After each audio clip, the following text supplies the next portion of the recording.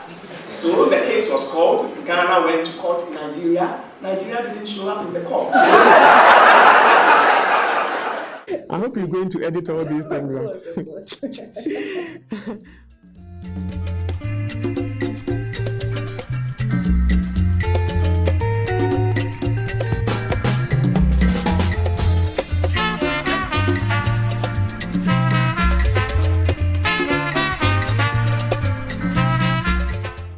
My name is Gertrude Nimako-Boateng. I'm an international trade lawyer by profession. I'm the Executive Director of International Trade Institute for West Africa. And this is an institute that I set up to train government officials, trade officials, lawyers, entrepreneurs, judges, parliamentarians, students in World Trade Organization law, which is not very well known in many developing countries in Africa. The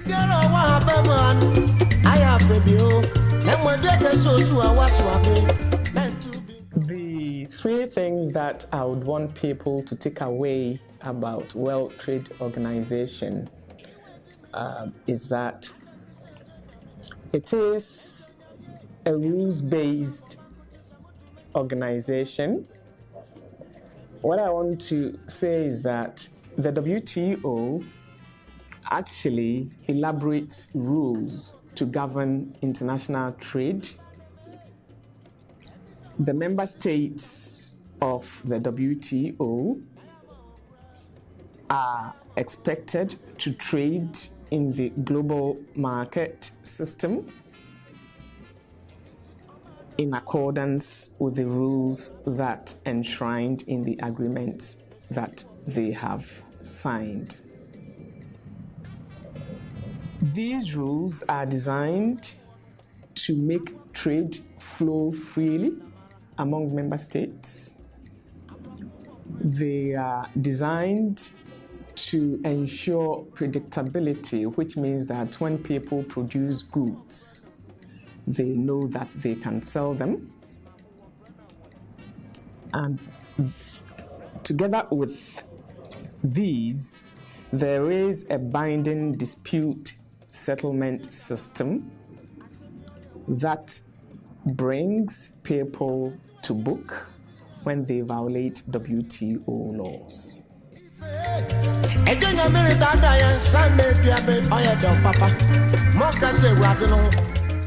What I see as benefits for African countries in terms of Brexit is that when Britain leaves the EU, all the agreements that they have with other countries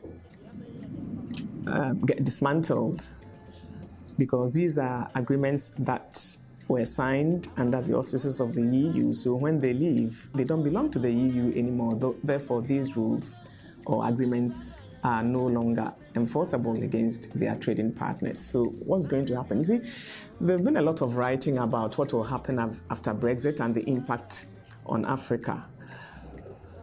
All these things are speculations because Britain doesn't know the kind of deal it's going to make with the European Union. I'm sure they are very jittery about that. We've all heard about the news and the threats and the anxieties and everything, you see. So we don't know. People are saying, oh, for Africans, they are going to benefit because some of these African countries used to be former colonies of the United Kingdom, and therefore Britain might want to go back to those days when they had special trade agreements with their former colonial states.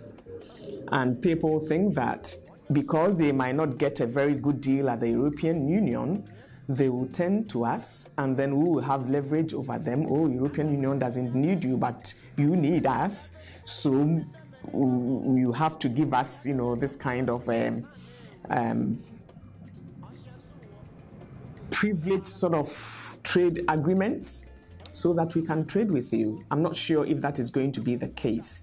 Other people are also saying that because the European Union, of course, forms a large trading bloc for the United Kingdom, they are going to focus on getting a very good deal from the EU. Therefore, it's not going to turn to Africa anytime soon. They are going to focus on getting the European market before they turn to Africa, and this could take years. So, and as I said at the beginning, all these are speculations, and I don't think anybody today knows exactly what is going to happen. I don't think Britain itself knows what is going to happen, because all these things are done through negotiations. So it depends upon what their negotiators will come up with and what they are willing to accept and unwilling to accept. So let's wait and see.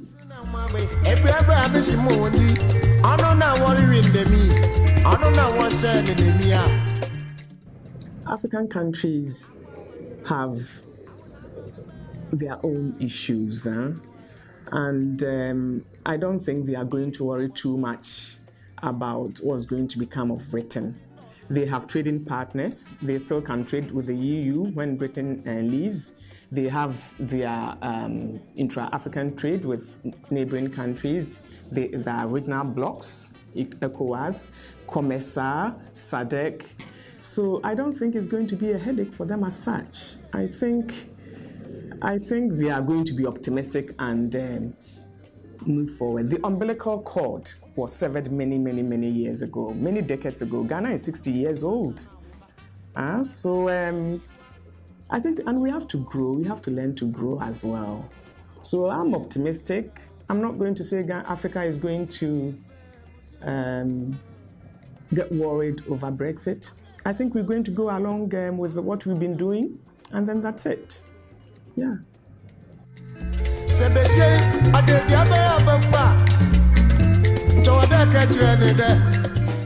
Since independence, you see, like somebody said, was it yesterday?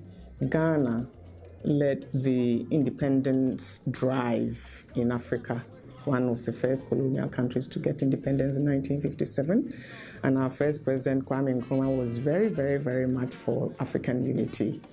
You know, perhaps to make Africa into one country like the United States and be able to do things together.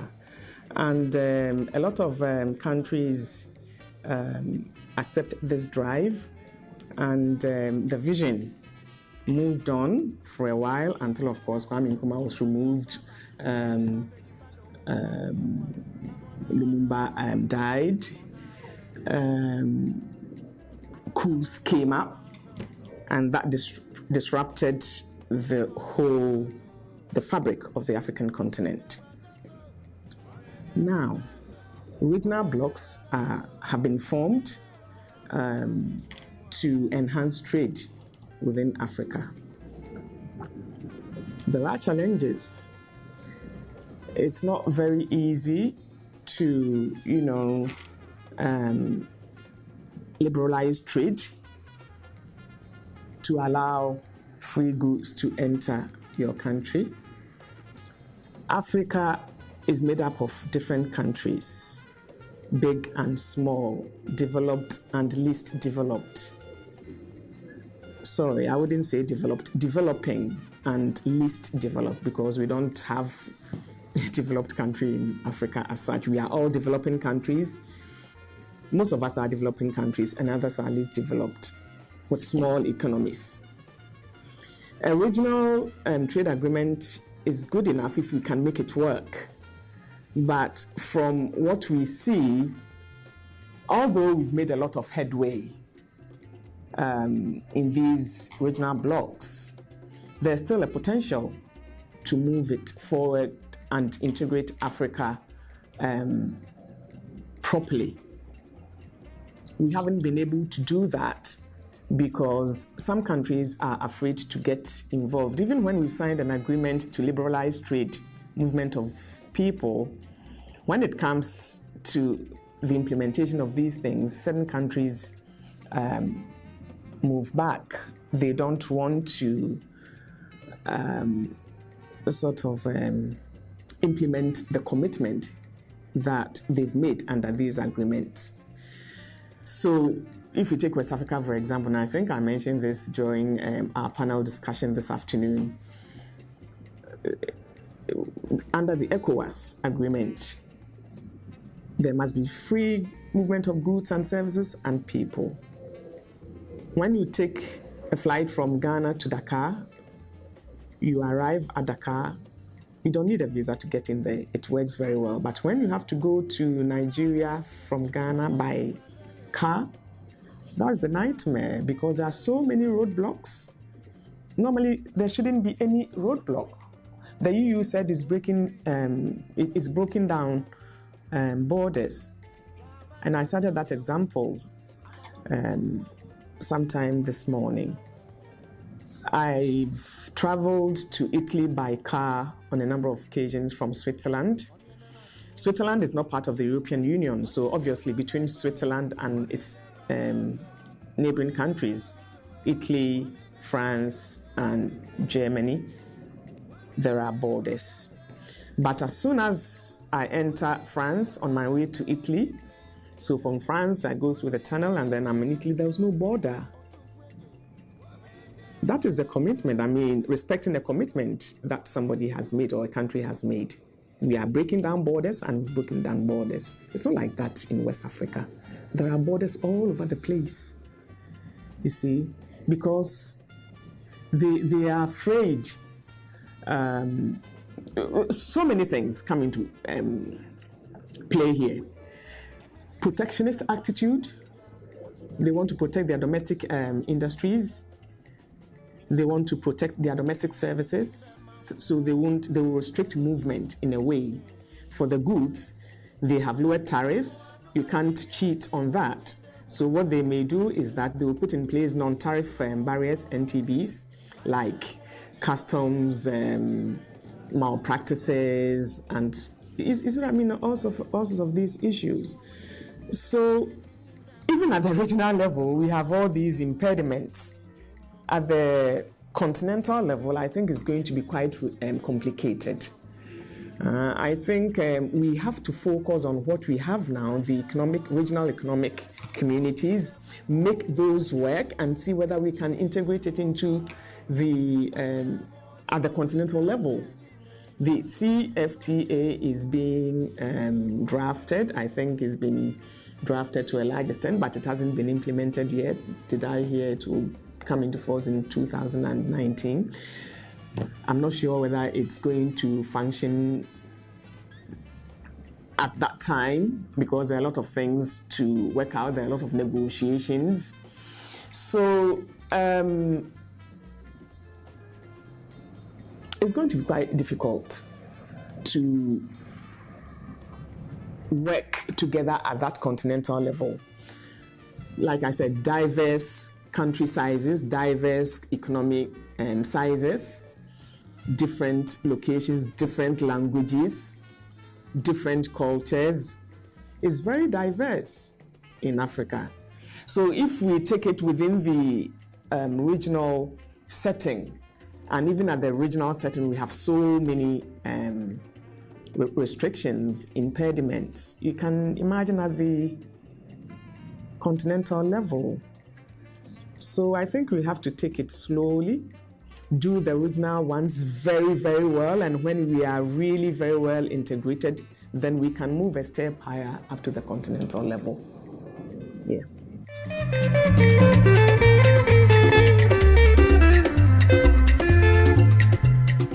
There are a lot of issues. We are not very developed, so everybody is sort of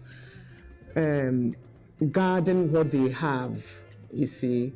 Everybody's guarding what they have because of fear of being absorbed by the bigger ones. Yeah. And this is quite problematic. Also, one of the problems is that most of the people working in the trade sector do not have proper knowledge of the legal framework that governs these agreements. So they apply, they do anything at all, blindly. You see? And that is serious, because if you sign an agreement, you must know the rules and play by the rules. You see? So most of these, if you take the small scale traders, do they know what the common external tariff, for example, mean? And people don't take time to learn. If you are doing business, it means you want to sell what you are producing. So you must find a way to market your goods. And knowing the rules is one of the ways through which you can market your goods. You don't want to take your goods to Nigeria and then get blocked at the border because the Nigerian customs officer has told you that you haven't complied with certain regulation, which may not even exist. It happens some of the times, and then your goods get blocked, perishable goods perish, and then you lose revenue. And I find it very sad. So people can get around these things by consulting experts. You pay a small amount of money to an expert to advise you to market your goods, and then you are able to market your goods. You make profit and then pay that small amount, to that expert. Instead of doing things blindly, taking your goods in a container to a port where it's blocked because you didn't respect some fake rules that some custom officer is telling you. They rip people off, they take a lot of bribes. It's a shame. So continental level thing will be quite challenging. Yeah. I am what you can see.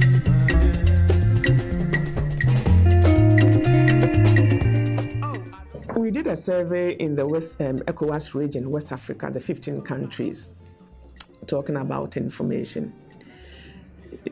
I like talking a lot about dispute settlement, but this question is not on dispute settlement. But I'll tell you one of the things that we said was necessary if governments should be able to participate effectively in dispute settlement mechanism at the WTO, for example. Communication between private sector and the public sector is not well developed.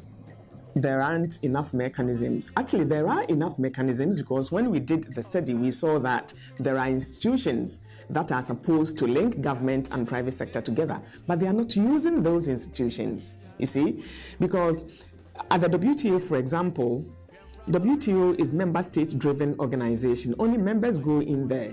But when you take an individual country, it's not the member state which is trading, it's private sector operators. The traders are not government people.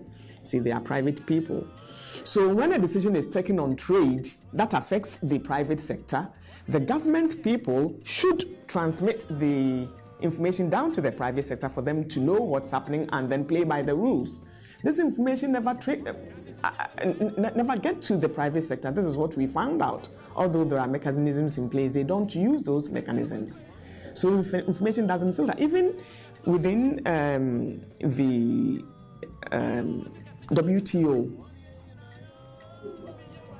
in Geneva itself, you see, there are a lot of missions to the United Nations, to WTO. There are 35 international organizations, about 35 international organizations, all based in Geneva, engaged in all sort of activities. United Nations Office in Geneva, World Intellectual Property Organization, World Health Organization, International Labour Organization, World Trade Organization, International Trade Center, United Nations Development Program, United Nations Environment Program, Human Rights. You see, all these organizations are there, and member states, United Nations member states, most of them are based in Geneva, covering the meetings of all these people and supposedly advising their governments on decisions. At the WTO, you don't get a lot of participation because it's a very complex law, and WTO law is very complex, a lot of agreements. It needs a lot of expertise that a lot of developing countries in Africa don't have.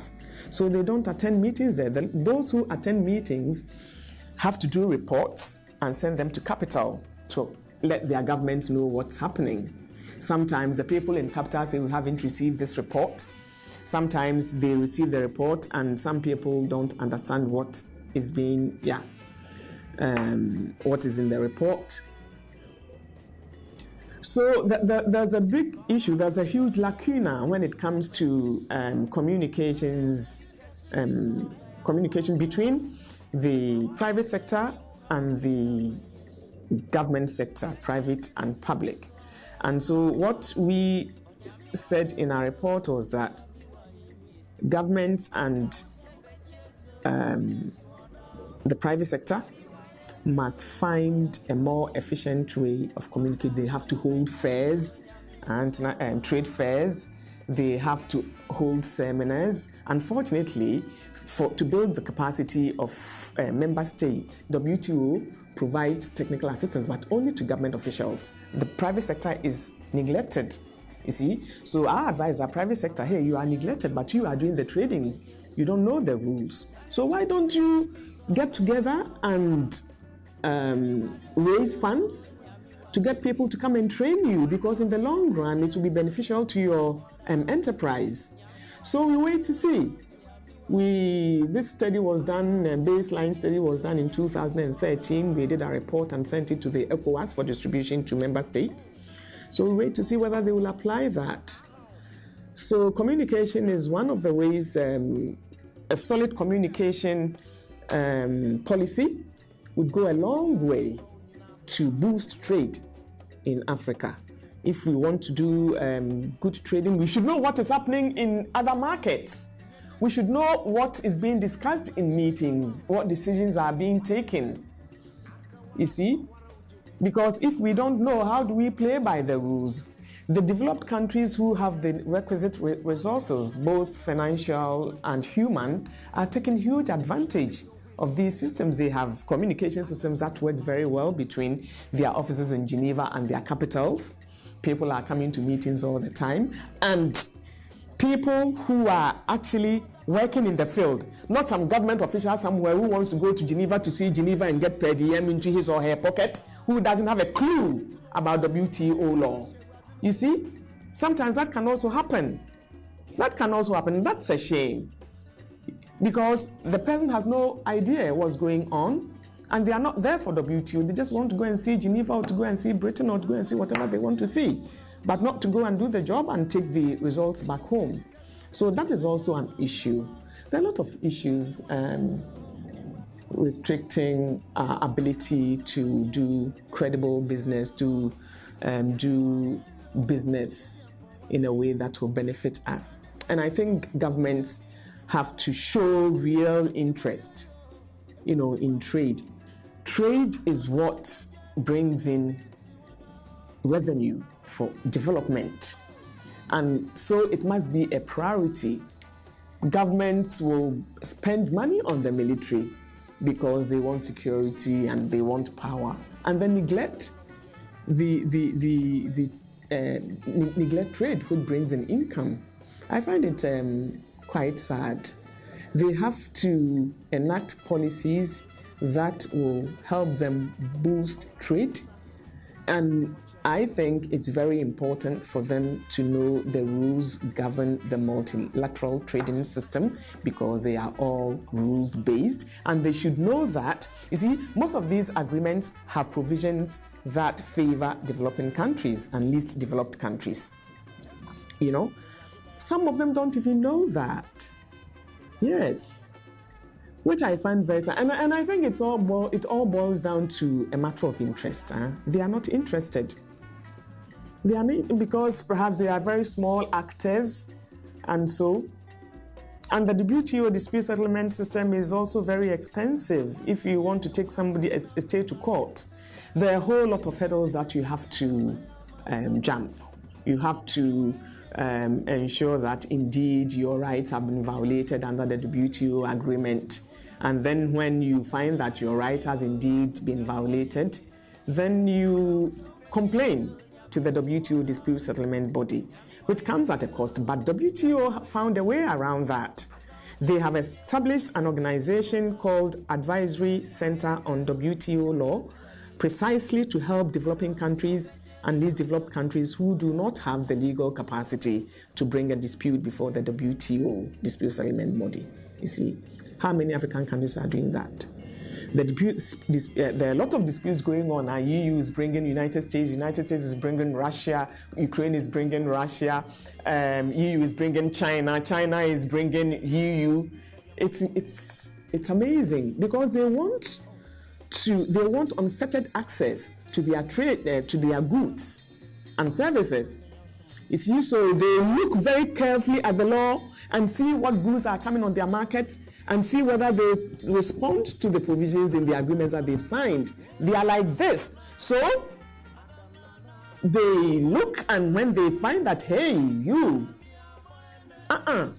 they go and complain. Sometimes, some of them, there are 3 different stages in the dispute settlement system. There was the consultations level, where the parties meet and talk over the issues to see whether they can resolve the issues at that level. And if they are not able to resolve the issue, then the issue goes to the panel, which decides, and they makes a finding and then a decision.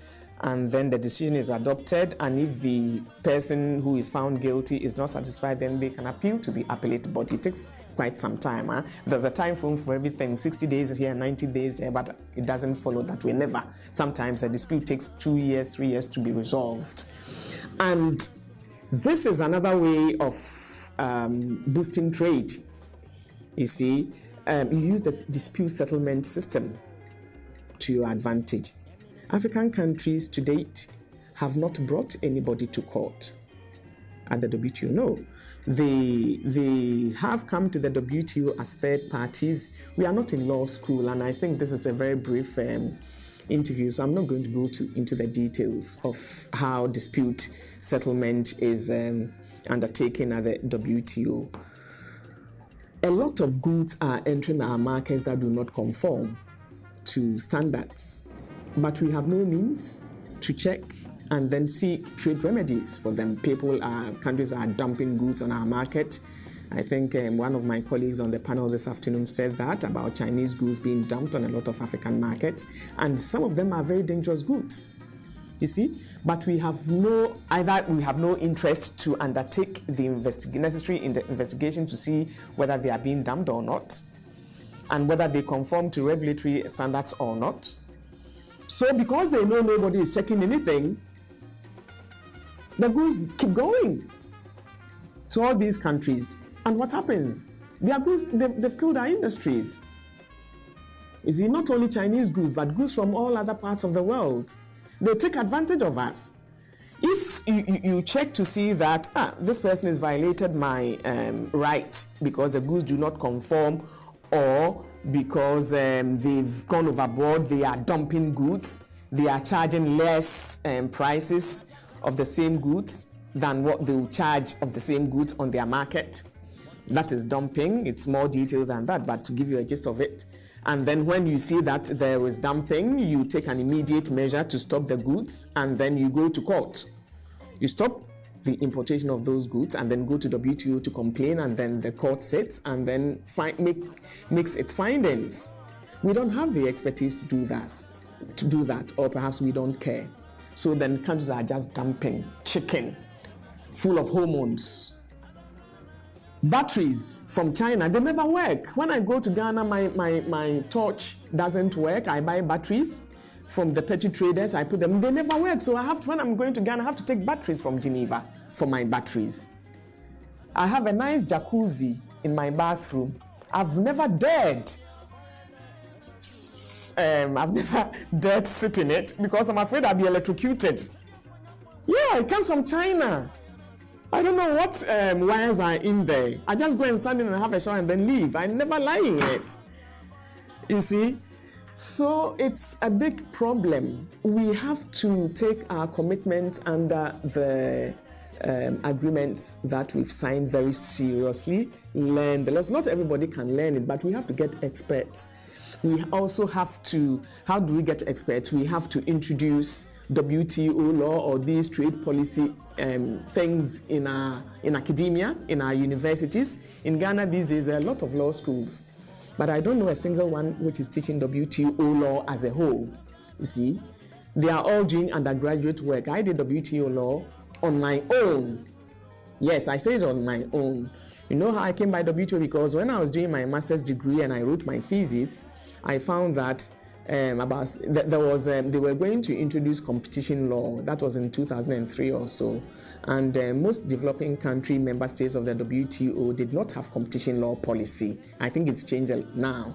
So the developing country member states voted against the competition agreement, so it didn't come into it, or shelved. I don't know whether one day somebody will bring it back. So when I saw that, hey, these are countries which have signed onto this agreement, and they don't have these regimes, they don't have a lot of expertise in WTO law. How are they trading? So I decided to specialize in WTO law to be able to help my people in Ghana and, of course, in the West African region, you see. And I did a lot of training at ACWL, Advisory Center on WTO Law, which is also based in Geneva, an offshoot of WTO, because these are the lawyers. It's like a law firm, but an international organization. It's only lawyers who work in there, specialists in WTO law, and they are supposed to advise developing countries and least developed countries to make use of the dispute settlement system, because they know that they are big giants. United States, EU, China, Australia, New Zealand, Switzerland, all in there.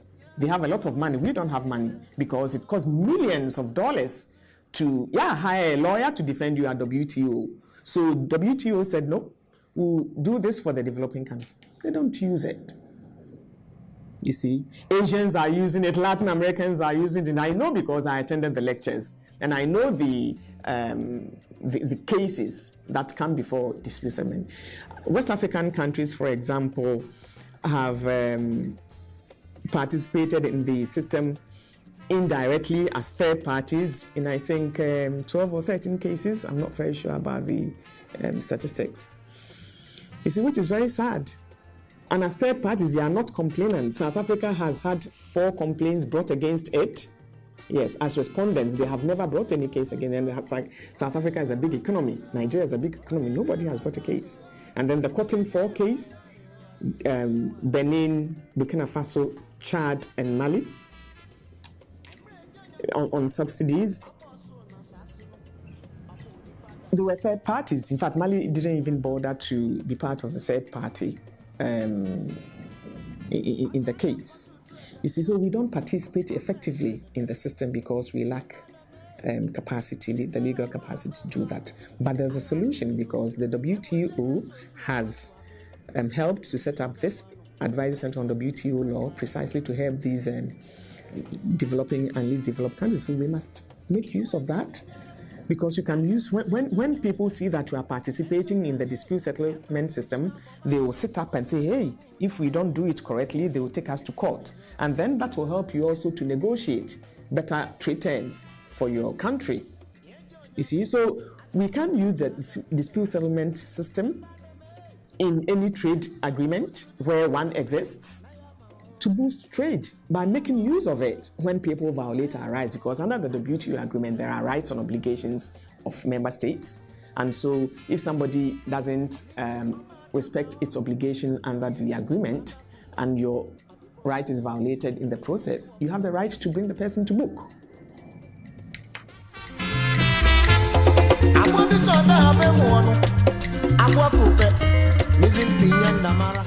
I guess we all came abroad for specific reasons, and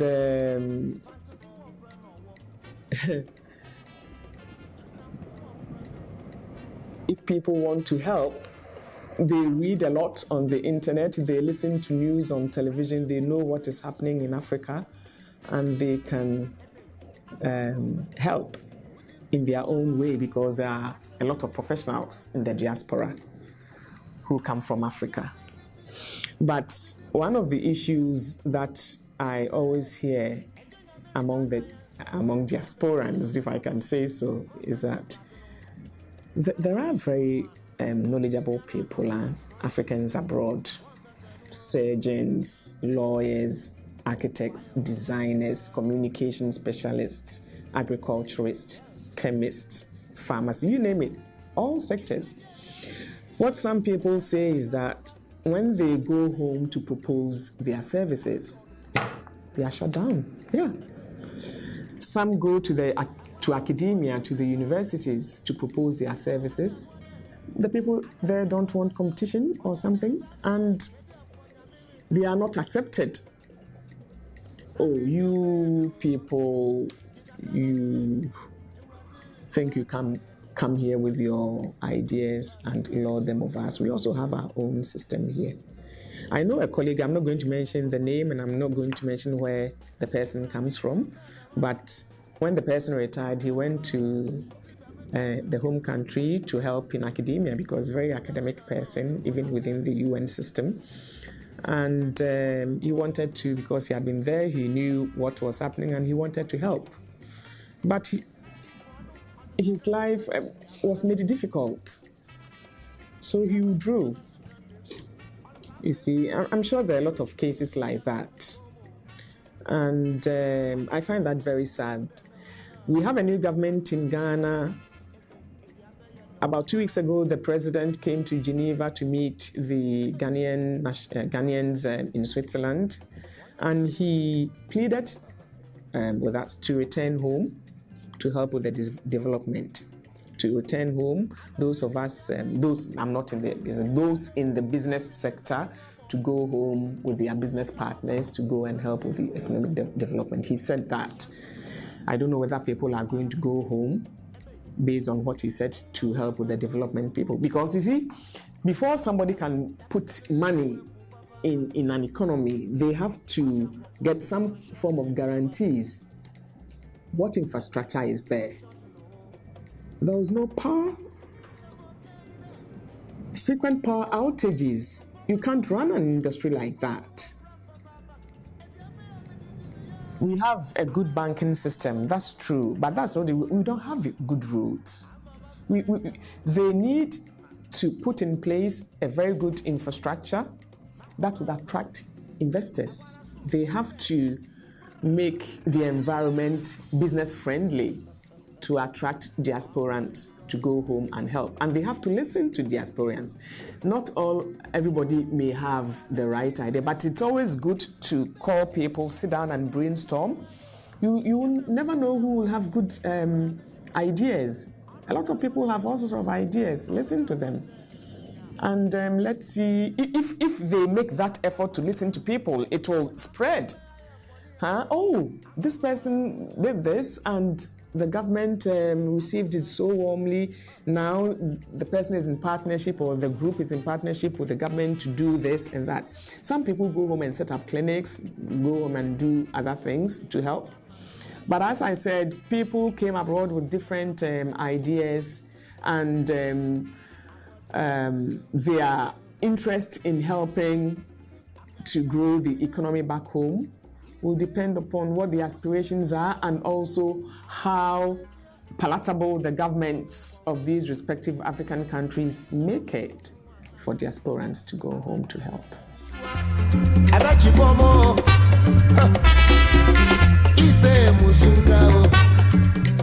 And that's what we talked about today, and I think I was the last speaker to answer the final question. So I ended my answer with that. African solutions for African problems. I left out the Build for Africa thing, but that's fine. Everybody understood what I meant, and there was a huge applause for that. And I said, I believe in us and we can do it.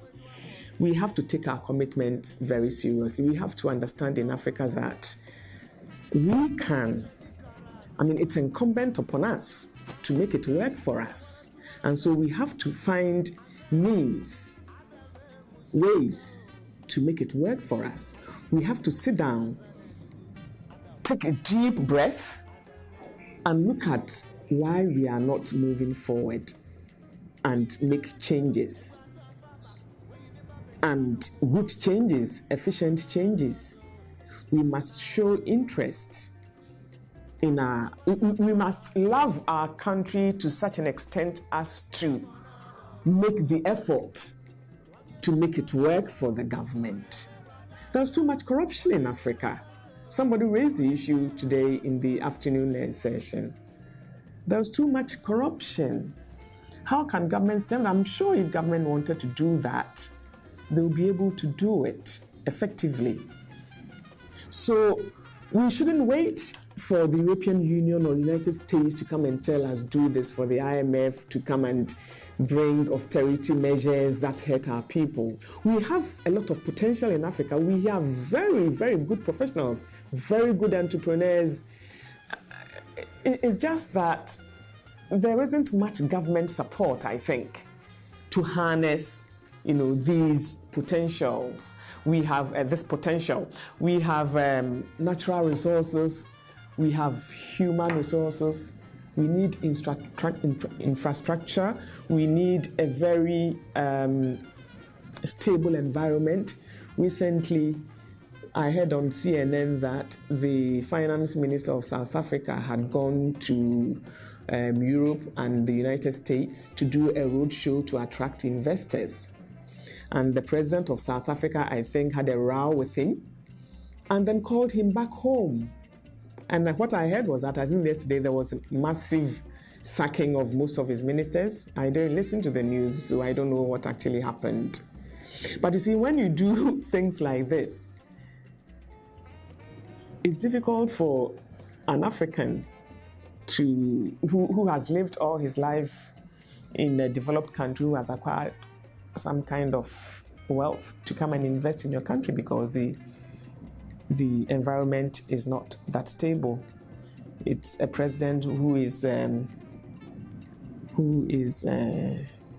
what's the word? Moody.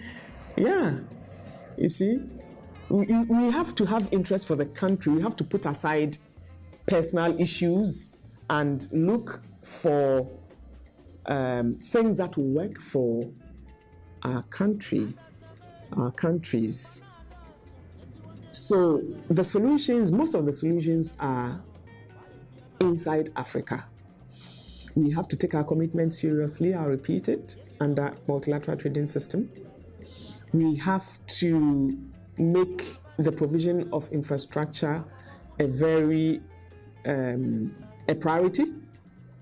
We have to build structures, institutions that will foster effective communication between private and public sector, so that information flows for them to get the right kind of advice to move their enterprises forward.